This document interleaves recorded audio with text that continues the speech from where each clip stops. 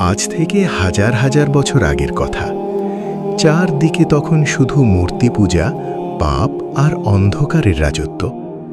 ঠিক সেই সময় ইরাকের বাবেল শহরে জন্ম নেন এমন এক মহামানব, যাকে আল্লাহ তাআলা উপাধি দিয়েছিলেন খলিলুল্লাহ বা আল্লাহর বন্ধু। তিনি আর কেউ নন, আমাদের জাতির পিতা হযরত ইব্রাহিম আলাইহিস সালাম। আজকের ভিডিওতে আমরা জানব তার জীবনের সেই সত্য ও রোমাঞ্চকর ঘটনাগুলো, যা প্রতিটি মানুষের ঈমানকে নাড়া দিয়ে যায়। ১. হযরত ইব্রাহিম আলাইহিস সালামের পিতা আজর ছিলেন একজন মূর্তিশিল্পী। কিন্তু ছোটবেলা থেকেই ইব্রাহিম আলাইহিস সালাম ভাবতেন, মানুষ নিজের হাতে যে মূর্তি বানায় সে কিভাবে সৃষ্টিকর্তা হতে পারে। তিনি সত্যের সন্ধান করতে লাগলেন। তিনি একে একে চাঁদ, সূর্য আর তারকা দেখলেন, কিন্তু সেগুলো যখন ডুবে গেল, তিনি বললেন, যা হারিয়ে যায় তা কখনো উপাস্য হতে পারে না। আমার সৃষ্টিকর্তা একমাত্র আল্লাহ। ২. একদিন বাবেল শহরের সব মানুষ যখন এক বাৎসরিক উৎসবে শহরের বাইরে গেল, তখন ইব্রাহিম আলাইহিস সালাম প্রবেশ করলেন প্রধান উপাসনালয়। তিনি কুঠার দিয়ে একে একে সব ছোট মূর্তি ভেঙে ফেললেন এবং কুঠারটি ঝুলিয়ে দিলেন সবচেয়ে বড় মূর্তিটির ঘাড়ে। ৩. উৎসব শেষে ফিরে এসে লোকেরা যখন এই দৃশ্য দেখল, তারা ক্ষোভে ফেটে পড়ল। তারা ইব্রাহিম আলাইহিস সালামকে জিজ্ঞেস করল, তুমি কি আমাদের দেবতাদের এই অবস্থা করেছ? ইব্রাহিম আলাইহিস সালাম শান্ত গলায় বললেন, তোমাদের এই বড় মূর্তিকে জিজ্ঞেস করো না কেন, সেই তো কুঠার কাঁধে দাঁড়িয়ে আছে। জনতা লজ্জিত হল, কারণ তারা জানত মূর্তি কথা বলতে পারে না, কিন্তু অহংকারের কারণে তারা সত্য মেনে নিল না। ৪. তৎকালীন অত্যাচারী রাজা নমরুদ ইব্রাহিম আলাইহিস সালামকে জীবন্ত পুড়িয়ে মারার আদেশ দিল। দিনের পর দিন কাঠ সংগ্রহ করে এক বিশাল অগ্নিকুণ্ড তৈরি করা হলো। আগুন এতটাই ভয়াবহ ছিল যে তার কাছাকাছি যাওয়াও অসম্ভব ছিল। তাই একটি বিশেষ যন্ত্রের মিনজানিকের সাহায্যে ইব্রাহিম আলাইহিস সালামকে আগুনের ভেতর নিক্ষেপ করা হলো। কিন্তু যার রক্ষাকর্তা স্বয়ং আল্লাহ, তাকে পোড়াবে কার সাধ্য? আল্লাহ তাআলা আগুনকে নির্দেশ দিলেন, হে আগুন, তুমি ইব্রাহিমের জন্য শীতল ও নিরাপদ হয়ে যাও।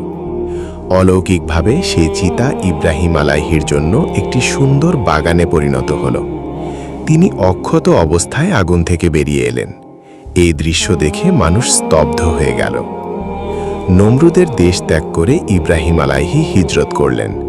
দীর্ঘ বছর পর বৃদ্ধ বয়সে আল্লাহ তাকে একটি পুত্র সন্তান দান করলেন, হযরত ইসমাইল আলাইহি। কিন্তু আল্লাহর পরীক্ষা এখানেই শেষ ছিল না। আল্লাহর নির্দেশে তিনি তার স্ত্রী হাজেরা এবং দুগ্ধপোষ্য শিশু ইসমাইলকে মক্কার এক জনমানবহীন ধূসর মরুভূমিতে রেখে আসার সিদ্ধান্ত নিলেন, যেখানে কোনো খাবার বা পানির উৎস ছিল না। বিবি হাজেরা যখন জিজ্ঞেস করলেন, হে ইব্রাহিম, আপনি কি আল্লাহর আদেশে আমাদের এখানে রেখে যাচ্ছেন? ইব্রাহিম আলাইহি বললেন, হ্যাঁ। তখন ঈমানদীপ্ত কণ্ঠে বিবি হাজেরা বললেন, তাহলে আল্লাহ আমাদের কখনোই ধ্বংস করবেন না।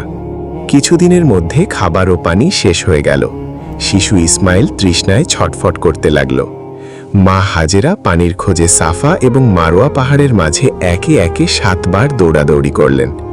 ঠিক তখন আল্লাহর হুকুমে জিব্রাইল আলাইহি এলেন এবং শিশু ইসমাইলের পায়ের আঘাতে মাটি ফুঁড়ে বের হলো এক পবিত্র পানির ধারা, যা আজ সারা বিশ্বের মানুষের কাছে জমজম কূপ নামে পরিচিত। ইসমাইল আলাইহি যখন কিশোর বয়সে পদার্পণ করলেন, তখন ইব্রাহিম আলাইহি স্বপ্নে দেখলেন যে তিনি তার প্রিয় পুত্রকে কুরবানি করছেন। আল্লাহর নবী বুঝতে পারলেন এটি আল্লাহর নির্দেশ। তিনি ইসমাইলকে স্বপ্নের কথা জানালেন। মাত্র 10-12 বছরের বালক ইসমাইল বিন্দুমাত্র দ্বিধা না করে বললেন, বাবা, আপনাকে যা আদেশ করা হয়েছে আপনি তাই করুন। ইনশাআল্লাহ আপনি আমাকে ধৈর্যশীলদের অন্তর্ভুক্ত পাবেন। মিনায় যখন পিতা তার পুত্রের গলায় ছুরি চালাতে গেলেন, তখন আল্লাহ ইব্রাহিম আলাইহিস সালামের এই চরম আনুগত্যে সন্তুষ্ট হলেন। অলৌকিকভাবে ইসমাইলের জায়গায় একটি জান্নাতি দুম্বা প্রতিস্থাপিত হল। আর এই ঘটনা থেকেই শুরু হলো মুসলিম উম্মার পবিত্র ঈদ উল আজহা বা কুরবানির ইতিহাস। জীবনের শেষ ভাগে এসে পিতা ও পুত্র মিলে আল্লাহর নির্দেশে মক্কা নগরীতে নির্মাণ করলেন পৃথিবীর প্রথম ঘর, পবিত্র কাবা শরীফ।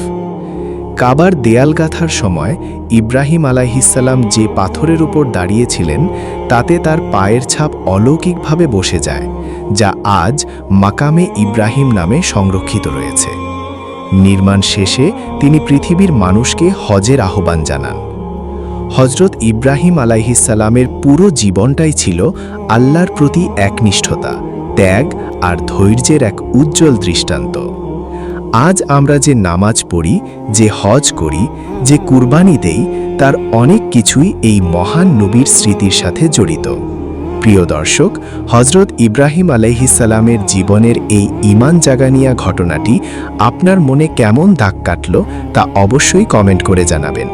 ভিডিওটি ভালো লাগলে একটি লাইক দিন এবং এমন আরও ইসলামিক শিক্ষণীয় ভিডিও পেতে আমাদের চ্যানেলটি সাবস্ক্রাইব করে পাশেই থাকুন। আল্লাহ হাফেজ।